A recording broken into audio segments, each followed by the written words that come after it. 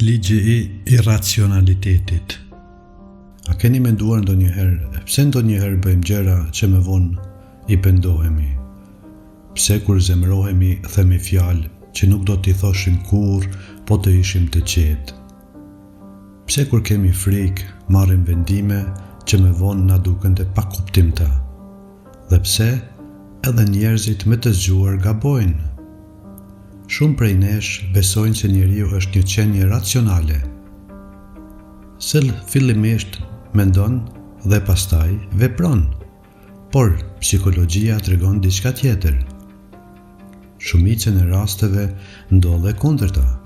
Fillimisht reagon emocioni, vetëm e pas mendja përpiqet ta justifikojë atë reagim. Ne nuk e shohim botën ashtu siç është. Kjo është ndoshta gjëja më e rëndësishme që duhet të kuptojmë. Ne nuk e shohim botën ashtu siç është, ne e shohim botën përmes emocioneve tona. Kur zemërohemi, çdo fjalë na tingëllon si sulm. Kur kemi frikë, çdo rrezik na duket më I madh se sa se është.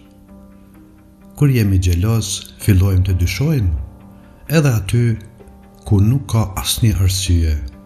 Kur jemi të dashuruar, shpesh nuk I shohim fare gabimet e të tjetrit.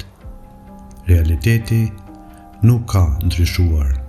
Ka ndryshuar vetëm mënyra se si e shohim ne atë. Është sikur të vendosësh syz me ngjyra?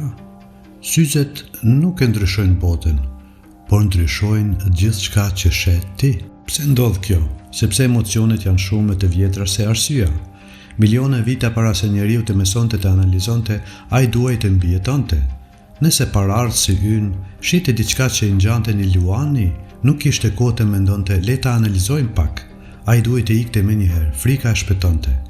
Prandaj, truri ynë edhe sot reagon shumë shpejt me emocione. Arsyeja vjen pak edhe më vonë. Edhe njerëzit më të zgjuar nuk shpëtojnë, inteligjenca nuk na mbron nga emocionet. Një profesor mund të zemërohet, një gjykatës mund të verbohet nga urrejtja, një shkencëtar mund të mashtrohet nga krenaria. Të gjithë kemi emocione. Dallimi nuk është kush ndjen më pak, dallimi është kush arrin t'i drejtojë ato. Një nga shembujt më të bukur është Nelson Mandela. Ai kaloi 27 vite në burg. Shumë njerëz prisnin që sapo të dilte të kërkonte hakmarrje, do të ishte një reagim plotësisht njerëzor, por Mandela kuptoi diçka shumë të rëndësishme. Nëse do të dëgjonte vetëm zemrimin e tij, Afrika e Jugut mund të përfundojë në luftë civile.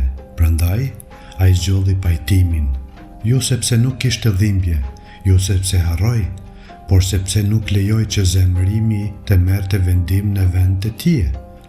Kjo është racionaliteti, jo mungesa e emocioneve, por aftësia për të mos u bërë rob I tyre. Një gabim që bëjmë pothuajse të gjithë kur krijojmë një mendim.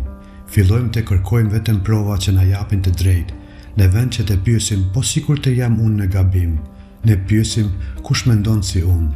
Kështu nuk kërkojmë të vërtetën, kërkojmë vetëm miratim.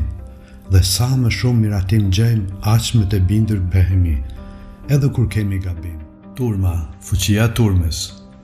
Ka dhe një rrezik tjetër. Ku shohim se shumica mendon njësoj, është shumë e lehtë t'i ndjekim. Jo sepse jemi bindur, por sepse kemi frikë të mbetemi vetëm. Njeriu ka nevojë të pranohet. Prandaj, ndonjëherë hesht. Edhe kur e di se turma gabon.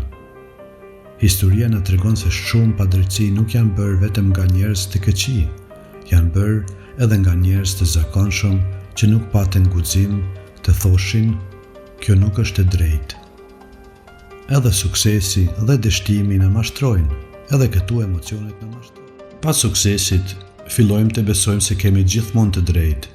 Krenaria na verbon. Pas dështimit bindemi se nuk vlejmë, shpresa shuhet, por asnjëra nuk është e vërteta.